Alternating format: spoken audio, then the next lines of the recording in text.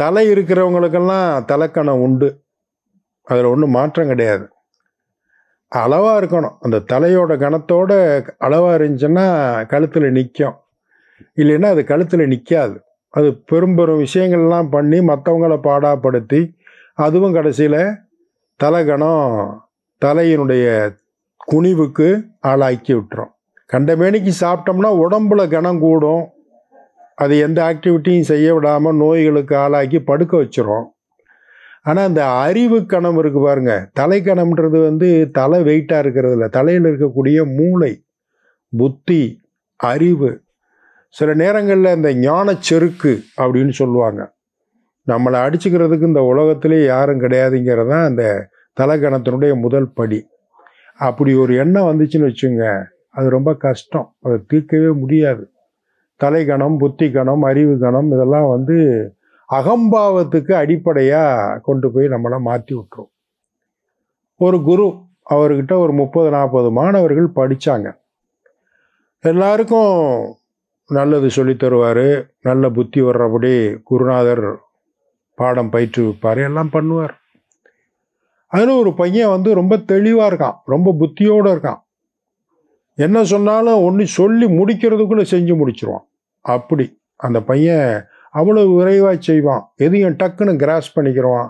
எந்நேரமும் அவேர்னஸோடு இருப்பான், விழிப்புணர்வோடு இருப்பான். அறிவார்ந்த விழிப்புணர்வு அவன்கிட்ட எப்பவுமே உண்டு. அதனால் என்ன பண்ணுவார், குருவும் சில முக்கியமான வேலைகளை, அறிவுபூர்வமான புத்திபூர்வமான வேலைகளை அவனை கூப்பிட்டு கொடுப்பார். இதை போய் முடிச்சுட்டு வான்னா டக்குன்னு முடிச்சுட்டு வருவான். அது அவனுக்கு பெருமையாகவும் இருந்துச்சு, பெருமிதமாகவும் இருந்துச்சு. கொஞ்ச நாளில் என்னாச்சு தெரியுமா, அது அவனுக்கு அகம்பாவத்தை கொடுத்துருச்சு, தலைக்கணத்தை கொடுத்துருச்சு. மற்ற மாணவர்களெல்லாம் ஒரு மாதிரியாக பார்ப்பான். டேய், இந்த வேலையெல்லாம் குருநாதர் உங்ககிட்ட கொடுக்க மாட்டார், உங்ககிட்ட கொடுக்க மாட்டார், இதை செய்கிறதுக்கு ஒரே ஆள் நான் தான் அப்படின்னு அவன் பேரை சொல்லி சந்தோஷமாக சொல்லுவான். அதனால் எல்லாத்தையும் ஒரு மாதிரியாக எடுத்தறிஞ்சு பேசுவான், சவுடாலாக பேசுவான். அப்படி பண்ண பண்ண பண்ண பண்ண மற்ற மாணவர்களுக்கு அவன் மேலே வெறுப்பு வந்துருச்சு. குருநாதர்கிட்ட போய் எல்லாம் மற்றவங்க 29 மாணவர்கள் நின்னாங்க. என்னப்பா குருநாதரே, அந்த மாணவன் ரொம்ப தலைக்கணத்தோடு இருக்கான், நடந்துட்டு போகிறான், அறிவு அவன்கிட்ட இருக்குது, நடந்துட்டு போகிறது தப்பு இல்லை, ஆனால் எங்களை ஏளனமாக பேசுகிறான் பார்த்துக்குங்க. அப்படியா, அவன் ஆணவத்துக்கு ஒரு ஆப்பு வைக்கிறேன் அப்படின்னு குருநாதர் சொன்னார். மறுநாளே அதுக்கு ஒரு வாய்ப்பு வந்துச்சு. அந்த மாணவனை கூப்பிட்டு அனுப்பிச்சார்.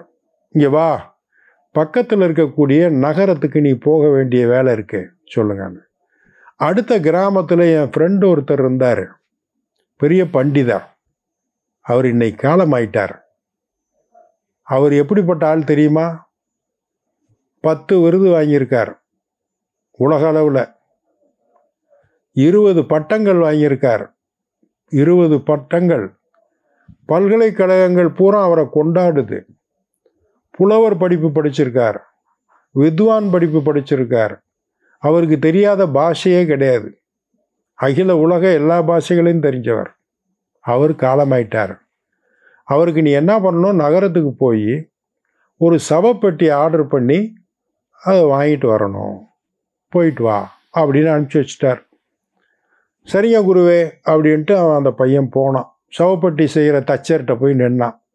என்ன தம்பி அப்படின்னு, இந்த மாதிரி எங்கள் குருநாதர் அனுப்பிச்சாரு, அவருடைய ஃப்ரெண்டு ஒருத்தர் இறந்துட்டாரு, அவருக்கு ஒரு சவப்பெட்டி.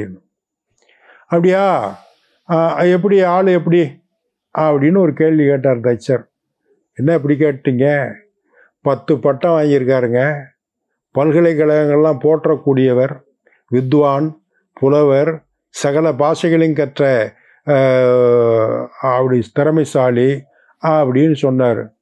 நீ என்ன முட்டாளா அப்படின்னு தச்சர் அந்த மாணவன்கிட்ட கேட்டார். அதிர்ச்சி ஆயிட்டான், இப்படி யாரும் கேட்டதில்லை. நீ என்ன முட்டாளா, இறந்து போன மனிதருடைய டீட்டெயில் கொடுன்னா இதையா சொல்லுவான், வித்வான், புலவர் அப்படி இப்படின்னு. அகலம் எவ்வளவு, உயரம் எவ்வளவு, கனம் எவ்வளவு, இந்த 3ஐயும் கண்டுபிடிச்சிட்டு வா, போய் அளந்துட்டு வா, அப்போ தான் பெட்டி செய்ய முடியும் அப்படின்னாரு பாருங்க. ஓ, இறந்த பிறகு இதைத்தான் சொல்லணுமா, அதுக்கு முன்னாடி தான் அந்த பெருமையா. நேராக குருகிட்ட வந்தான். என்ன பெட்டி அடிக்க அளவு கொடுத்துட்டியா, ஆர்டர் கொடுத்துட்டியா அப்படின்னு கேட்டார். பெட்டி அடிக்கிறதுக்கு மட்டுமா, அவர் பெட்டி மட்டுமா அடித்தாரு, என் தலையிலையும் நல்லா ஒரு ஆப்பை வச்சு அடிச்சிட்டாரு, தலகணை இல்லை குருவே அப்படின்ட்டு வந்தானா. அடுத்த ஒரு நிகழ்வில் சந்திப்போம். இந்த நாள் இனிய நாளாக நல்வாழ்த்துக்கள். வணக்கம்.